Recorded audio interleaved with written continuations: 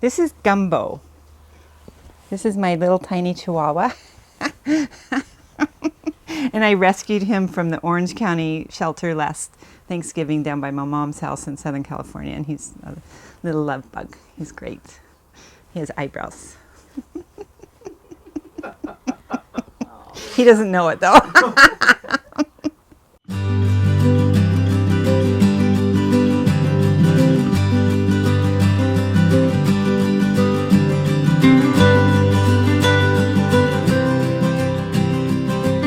I'm Cathy Freiberg, and I live in my tiny house in an area called Tumalo, right outside of Bend, Oregon.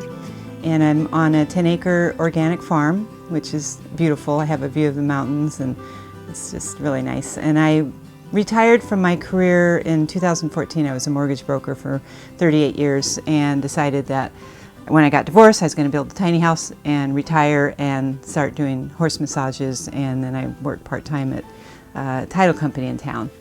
So I get to take off and go backpacking and go skiing and all the things I like to do outdoors. And I love my tiny house for one of the main reasons is being outdoors. I love outdoors, and I don't want to have stuff and have to worry about maintaining and having a mortgage payment and all that. This is my tiny house. It's based on the Morrison's plan, and it's 24 feet long by 8.5 feet wide, and at the tallest point is 13.5 feet tall. And it's got the shed style roof, which I really like because of all the light that comes in through the windows. So I have 15 windows. I have cedar siding on the outside and a little portable deck that can be pulled off when I move it. And it's on a triple axle trailer that I had custom built in Portland by Iron Eagle trailers. They're pretty popular for tiny house trailers. So this is one cool thing I really like a lot. I had my builder do a French door with the mahogany finish on the outside, and I wanted the glass so I could see outside from inside, and looking for, any way I could have more sunshine and light in the house. And I had him do it opening to the outside, so I had more floor space. So that's a cool thing. And in the summertime, I just leave it open. I have 2 lofts. This loft is my son's loft. This is the smaller one. And it has a ladder that comes out. He can climb up to get to it. And then over on the other side, the other end, is my loft, which has a staircase. My son, Richard, lives with me part-time, and lives with his dad part-time.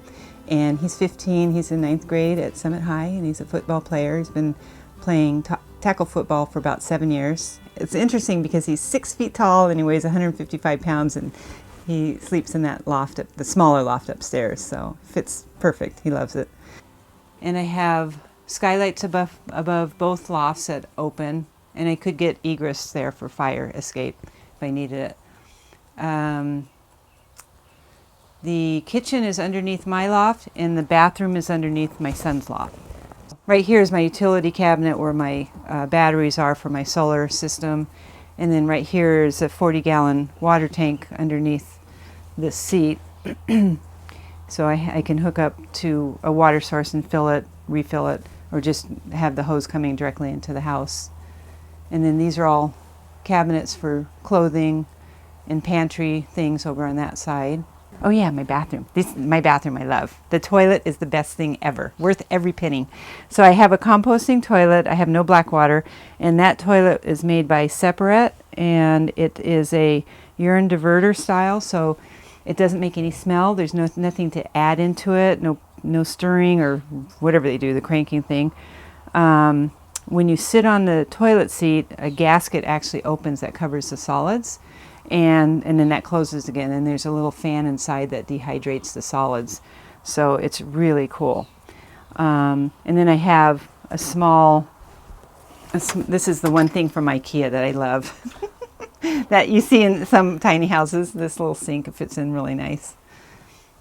And then I have a 32 by 32 shower stall, and then I have storage over here for towels and all the stuff that you'd have in cabinets in a standard size bathroom. But it's perfect for me and my son. This is my little dining room table, And it folds down, which I've never actually folded it down. I haven't needed to do that. And I have fold-up chairs that I can take in or out, and I can bring chairs in if I have company. And in the kitchen, I have a 2-burner propane stovetop. And above that, I have a microwave oven that's also a convection oven and a toaster oven. So I can do convection, I can do microwave, I can do browning, broiling. I don't cook a whole lot, but the 2 burners are awesome. I use the microwave maybe once every other day. And then I have lots of storage for all my dishes and stuff. And then I have this sink I love. It's the 2 equal size, and I like that it's a drop-in. It's flat, so there's no edges to have to, worry about cleaning around. And this is my itty-bitty refrigerator. This is a apartment size, and it has a little freezer, and it's perfectly adequate for me. And then I have the LG combo washer dryer, which I love. It doesn't vent, so does a wash and spin dry, and so when it's done, the clothes are pretty much dry. They're slightly damp, so I just hang them up on the hooks or the cabinet knobs in the house to finish drying them. And in the warm weather, they dry within a few minutes. So one thing about tiny house living, you have to stay on top of decluttering your clothes. So if I bring new stuff in, I have to get rid of old stuff. And now there's some stuff in there that I need to get rid of. So yeah, I envisioned that I was going to do drawers in here at one time, and I had the builder leave it like that for now, at the time he built it, thinking I'll figure that out. And so far I haven't done anything with it other than put a little rod in here to hang stuff up that, I don't want to fold. So, but eventually I'd like to have that just covered, just to not be looking at it. But it's kind of exploding right now. And I have a staircase, which is great because the older I get, I'm very active, but that's one of the considerations I think for a lot of people is going up and down a ladder. So this works out very nicely for me. So I don't have to do the ladder in the middle of the night if I have to get up. That's great. Come on, let's go up. Come on, puppy. Gumbo. Come on. Gumbo. Oh, not gonna do it. It's not bedtime. Ooh, I didn't make the bed. So yeah, my loft is up there, and I have the windows, the window at the foot of the bed and the window at the side of the bed open, and then the skylight open. So I get a lot of fresh air in there, which I love. The ceiling is bamboo flooring, and it's actually by accident fossilized bamboo, which was a little bit of a mistake. So when my contractor ordered the bamboo flooring, he got a product called fossilized bamboo flooring. So this stuff is like super heavy. One box weighed like 80 pounds. And it took him forever to install it because it's so hard. He had to drill holes and then put the finish nails in it. But I love it when it's just got this nice, natural, warm, honey color. And then I had Pergo XP flooring put in because of having the 2 big dogs, and then my little dog, not so much, but the 2 big dogs that scratch up the hardwood floors. This is supposed to be the high-end Pergo. It doesn't scratch. And so I had him do that on the floor, and I had him do it on the treads of the staircase, and then I had him do the risers in the bamboo, and then all the cabinets are alderwood, so he trimmed it out in the alderwood, so it kind of ties it all together. So you see the light and the dark color pulling together. So when I was first researching tiny houses, I was looking at all the different plans, and for a while I was really stuck on the tumbleweed, and they were so cute. They look like I lived in a big house in a craftsman style neighborhood, so I was looking at those styles, and then I started thinking, wait a minute, the light, and thinking about the space and that, and then the very first one that I absolutely fell in love with was the Soul House by Vina in Ojai. And I just absolutely love the light of it. I love the French doors. And then I saw the Morrisons, the home, and that was even better because it has more space. The Soul House is really small. I think it's more for summer living, like having the doors open, and I think it's 16 or 20 feet. So the Morrisons was 28 feet. It has the shed style roof, so I've got 15 windows in here, which lets in a lot of light. So it appears so much bigger when you come inside. And that's the first comment that people always make is that, oh, it seems so big inside. And so having all that light is a big deal to me. So I bought their plan. I took 4 feet off. Theirs is 28, mine's 24. And I shrunk the kitchen. So they have a full kitchen. And I took the 4 feet off mostly here. And they had a full oven, stovetop thing, and a full refrigerator. And I didn't need that. So, and I have plenty of storage and countertops as it is. So I hired a stick-built contractor who had no experience building tiny houses. And the cool thing about where he was building it was he lives in La Pine on 5 acres. So he actually built it at his house. So he could come out in the morning, pick up where he left off. He didn't have to drive with all his tools and all his machinery to a site.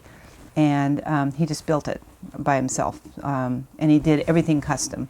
Yeah, everything, all the cabinets, the stairwell, the door, the windows, the skylights are all custom made, and he built it to residential stick-built code, which requires R21 insulation, so it stays really toasty warm in the wintertime, and in the summer it stays cool by just keeping the windows shut and the doors shut during the daytime, and then I just open the windows at nighttime and get the nice, we live in the high desert, so we get nice cool nights. Even if it's 100 degrees, it'll cool down quite a bit, so sometimes it's down blanket time.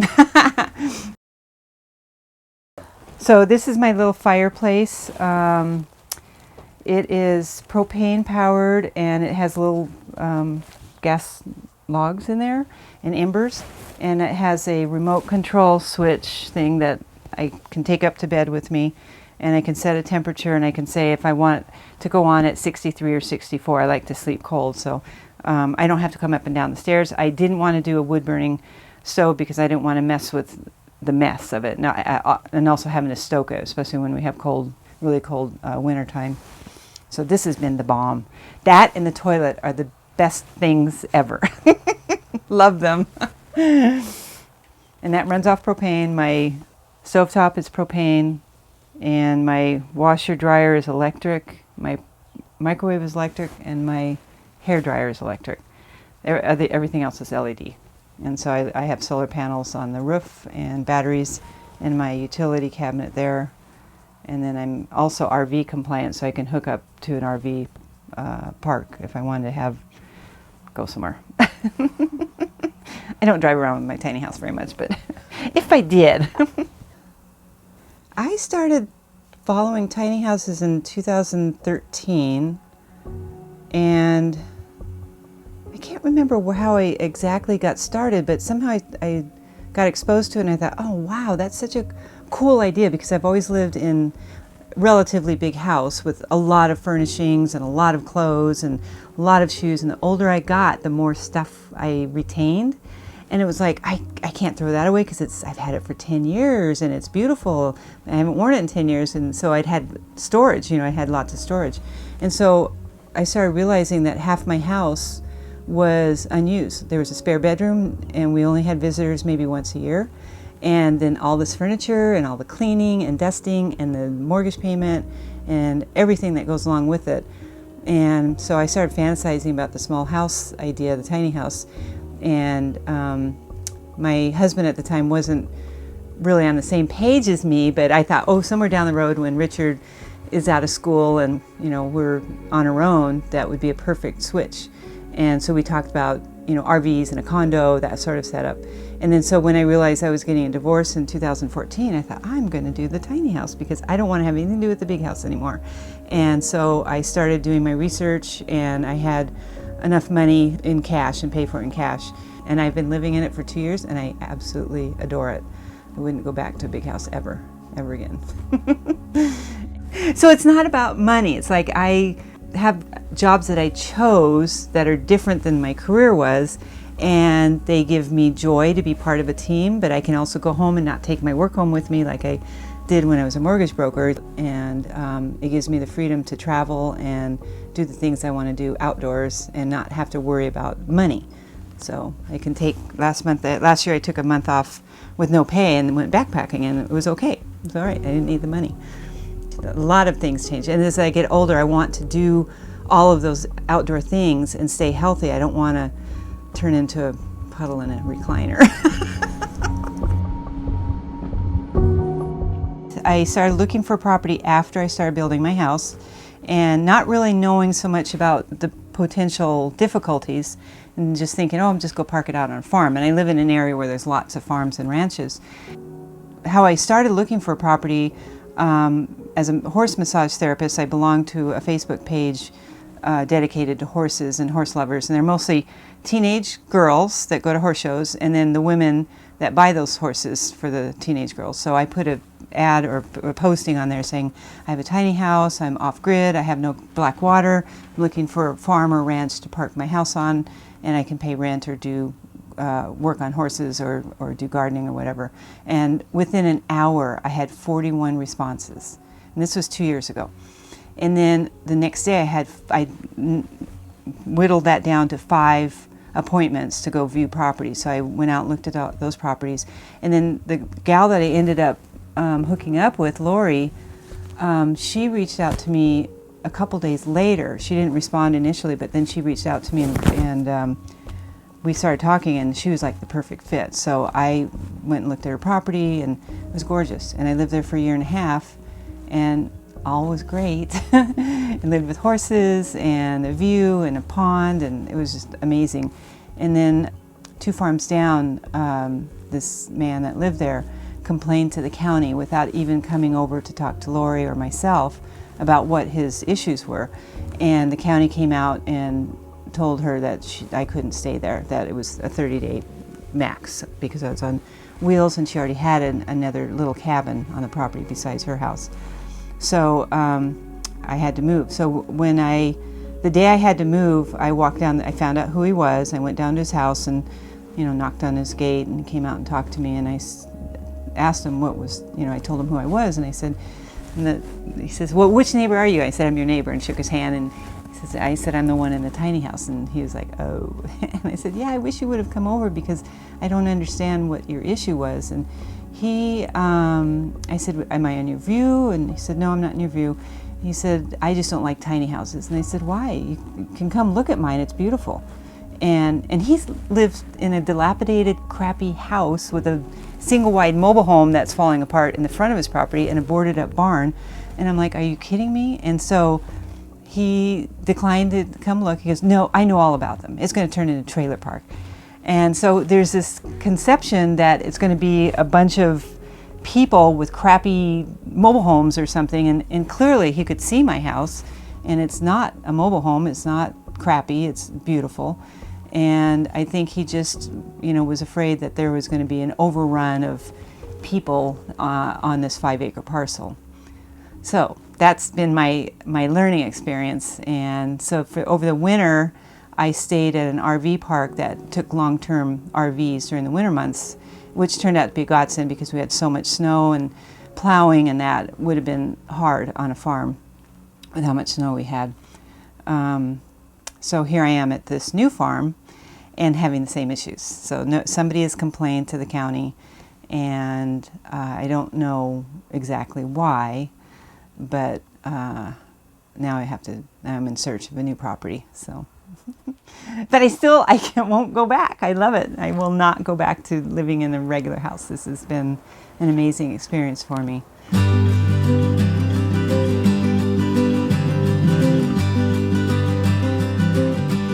When people ask me, I still say I would still pursue it because things are changing. We're starting to see movement, and certainly other communities in other states have already done it where they've built tiny house communities, and they're happening.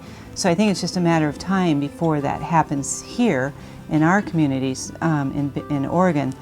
But I would say definitely if you're faint of heart, you want to do your research and make sure you have a solid plan.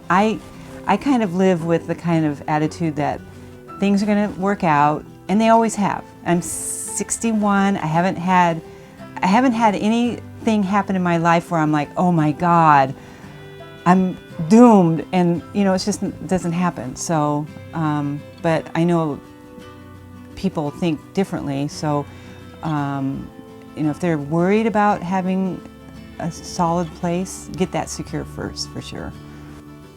In the 2 years I've lived in it, I've never felt so much freedom to be able to do the things I want, not to have the relationship with money that I used to have, where I thought I had to make a bunch of money so I could buy a house, buy a boat, buy another house, buy, all those things.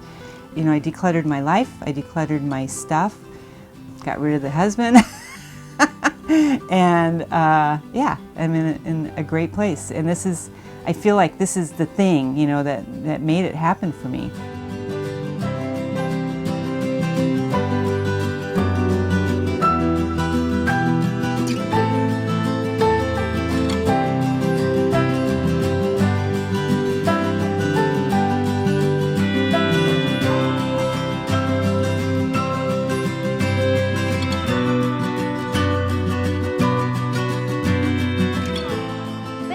Watching our video and for stopping by Tiny House Expedition. I'm Alexis. And I'm Christian. Don't forget to like, comment, and subscribe. And for more tiny home tours and stories, click the videos below.